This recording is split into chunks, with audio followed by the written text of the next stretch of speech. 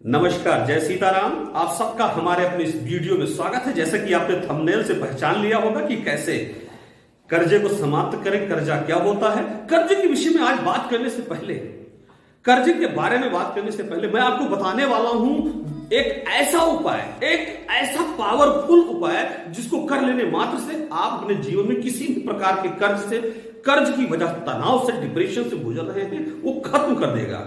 समस्याएं अनंत हैं, लेकिन यदि भगवंत के पास आप पहुंच जाएं तो आपकी समस्याओं का सफाया होना तय है।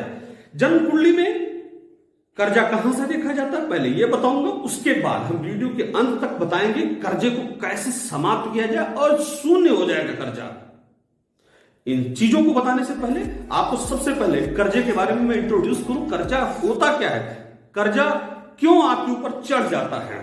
जन्मांक के अंदर छठे भाव को देखेंगे, छठे भाव के कारका को देखेंगे और छठे भाव के लॉर्ड को देखेंगे। इन तीन चीजों को देखना बहुत जरूरी है, भाव, भावेश और कारक। छठा भाव देखा, अब छठा भाव के बारे में भी आपको थोड़ा सा बताना जरूरी है, क्योंकि आप हम कर्जे के बारे में आज बात कर रहे हैं। तो छठे भाव से रोग, ऋण एवं शत्रु को देखा जाता है।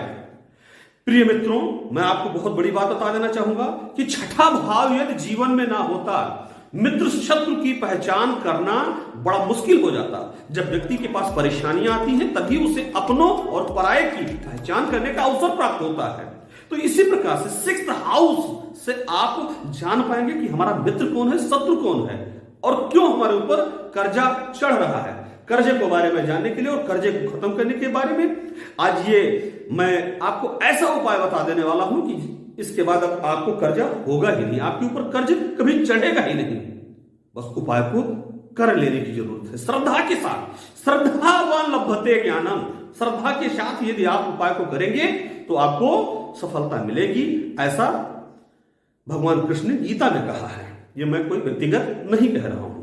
प्रिय मित्रों, छठा भाव सिक्स्थ हाउस को देखेंगे, सिक्स्थ हाउस के लॉर्ड को देखेंगे। मान लीजिए आपकी कोई भी कुंडली बन रही है तो उसमें छठा भाव क्या बन रहा है, छठे भाव को देखेंगे।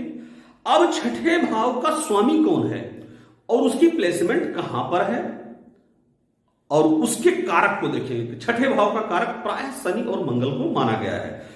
तो भाव, भावेश और कारकों को निकालते हुए छठा भाव दोस्तों छठी का दूध याद दिला देता है।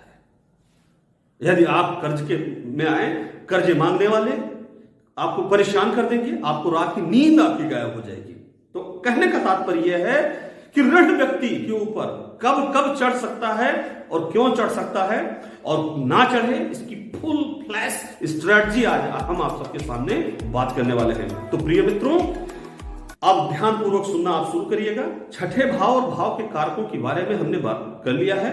अब हम बात करेंगे ऋण मुक्ति पर। ऋण मुक्ति के लिए कर्जा, छठा भाव का स्वामी अगर कमजोर है तो भी आपके ऊपर कर्जा चढ़ेगा। छठे भाव के ऊपर पापी ग्रहों की नेटल साइन के ऊपर अगर गोचर हो रहा है तो भी आपके ऊपर कर्जा चढ़ना तय है।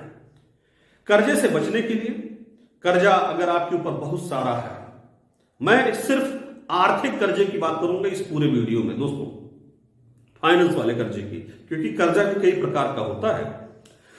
तो आर्थिक मोर्चे पर आपको परेशान न होना पड़े, कैसे इस कर्जे को आप खत्म कर सकते हैं, कैसे इस कर्जे को डिनाई कर सकते हैं, इस विषय पे अब महत्वपूर्ण चर्चा का दौर शुरू हो रहा है। मित्रों, स्कंद पुराण में लिखा हुआ है भगवान भोलेनाथ को की उपासना के द्वारा आप कर्जे से मुक्ति प्राप्त कर सकते हैं। शिव की उपासना से आप अपने जीवन में किसी भी प्रकार के अनावश्यक कर्ज से परेशान हैं तो आप कर्ज मुक्त हो सकते हैं। और यह कर्ज मुक्ति का सबसे बड़ा उपाय है और यह उपाय स्कंद पुराण में लिखा हुआ है। अब शिव उपासना कैसे करनी है इस विषय को भी बता देना बहुत ही जरूरी है। मित्रों, पेन पेपर पे नोट कर लीजिएगा, किसी भी चीज की आपको परेशानी ना होने पाए तो नोट कर लीजिए। दूध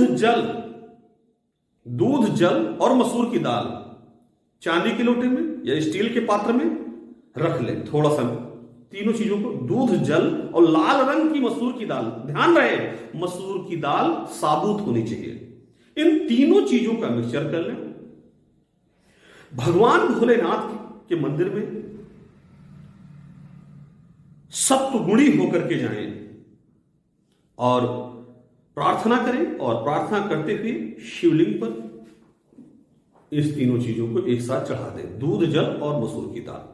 किस दिन इसे चढ़ाना है यह भी मैं आपको बताऊंगा, क्योंकि उपासना के पूरे नियम को जानना जरूरी है और इससे कर्ज आपका खत्म होगा। यह स्कंद पुराण में लिखा हुआ है। स्कंद पुराण कहता है कि जो भी जातक अथवा साधक दूध, जल और मसूर की दाल शिवलिंग पर मंगलवार के दिन सुबह का मतलब 6 बजे, 7 बजे, 8 बजे तक, 9 बजे तक व्यक्ति दूध, जल और लाल रंग की मसूर की दाल भोलेनाथ को अर्पित करता है और प्रणाम करें, और प्रणाम करने के बाद जो जल गिर रहा हो उसको अपने ऊपर छिड़क ले। यदि आपके परिवार का कोई सदस्य गया है उसके ऊपर भी छिड़क दे। बहुत ही असीमित ऊर्जा की प्राप्ति होगी, कर्ज आपका शून्य होगा। लेकिन यह उपाय करते समय ख्याल रखिएगा, श्रद्धा लभते ज्ञानम, श्रद्धा के साथ करिएगा। गोस्वामी जी ने कहा है, मंत्र जाप मम दृढ़ विश्वासा, पंचम भक्ति वेद प्रकाशा। मंत्र जाप की जो महिमा है ये गोस्वामी तुलसीदास जी ने भी मानस में लिखा है।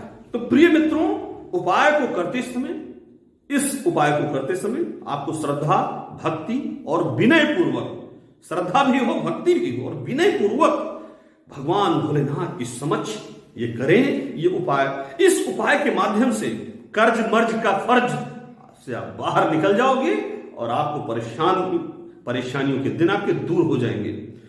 तो इस मंत्र को भी बता देना चाहूंगा, मंत्र भी जान लीजिए। शिवलिंग पर दूध, जल, मसूर की दाल चढ़ाते समय मंत्र बहुत ही जरूरी है। मंत्र जाप मम दृढ़ विश्वासा, ओम श्री ऋण मुक्तेश्वर महादेवाय नमः, ओम श्री ऋण मुक्तेश्वर महादेवाय नमः। मंत्रोच्चार करते समय शिवलिंग पर दूध, जल और मसूर का अर्घ दें, उसके बाद प्रणाम करके निकल आए। मैं कह देता हूं, कर्ज आपका खत्म हो जाएगा, चाहे किसी भी प्रकार का कर्ज आपके ऊपर बना हो।